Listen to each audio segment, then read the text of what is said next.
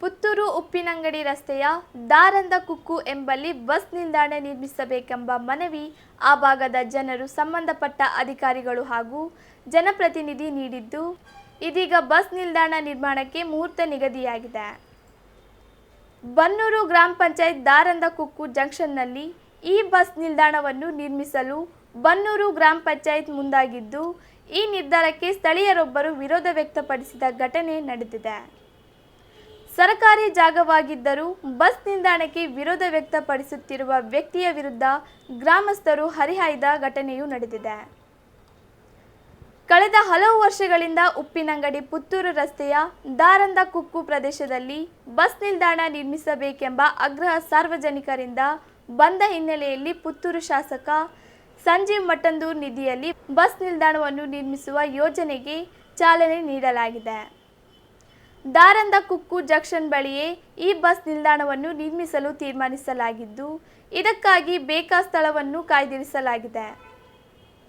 ಈಗಾಗಲೇ ಈ ಜಾಗದ ಸರ್ವೆ ಕಾರ್ಯವು ಪೂರ್ಣಗೊಂಡಿದ್ದು, ಸರ್ಕಾರ ಜಾಗ ಎನ್ನುವುದು ದೃಢಪಟ್ಟ ಬಳಿಕವೇ ಜಾಗವನ್ನು ಸಮತಟ್ಟು ಮಾಡುವ ಕಾಮಗಾರಿಯನ್ನು ಲೋಕೋಪಯೋಗಿ ಇಲಾಖೆ ಆರಂಭಿಸಿದೆ.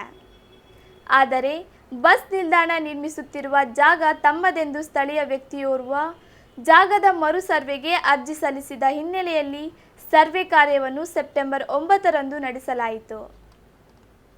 ಆದರೆ ಬಸ್ ನಿಲ್ದಾಣಕ್ಕೆ ಕಾಯ್ದಿರಿಸಿದ ಜಾಗ ಸರ್ಕಾರಕ್ಕೆ ಸೇರಿದ್ದು, ಅದೇ ಜಾಗದಲ್ಲಿ ಬಸ್ ನಿಲ್ದಾಣ ನಿರ್ಮಿಸಬೇಕೆಂದು ಸ್ಥಳೀಯರು ಪಟ್ಟು ಹಿಡಿದ ಘಟನೆಯು ಈ ಸಂದರ್ಭದಲ್ಲಿ ನಡೆಸಿದ್ದಾರೆ.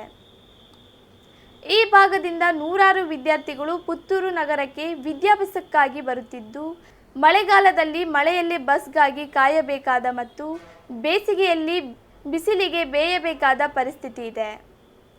ಕೂಡಲೇ ಬಸ್ ನಿಲ್ದಾಣವನ್ನು ನಿರ್ಮಿಸಿ ವಿದ್ಯಾರ್ಥಿಗಳಿಗೆ ಅನುಕೂಲ ಮಾಡಬೇಕೆಂದು ಸ್ಥಳೀಯ ವಿದ್ಯಾರ್ಥಿಗಳು ಒತ್ತಾಯಿಸಲಾರಂಭಿಸಿದ್ದಾರೆ.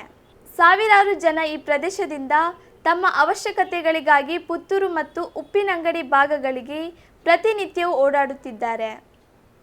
ಇಷ್ಟೊಂದು ಜನ ಓಡಾಟವಿರುವ ಈ ಪ್ರದೇಶದಲ್ಲಿ ಬಸ್ ನಿಲ್ದಾಣ ನಿರ್ಮಿಸುವಂತೆ ಸಾರ್ವಜನಿಕರು ಪಂಚಾಯತ್ಗೂ ಮನವಿ ಮಾಡಿದ್ದರು.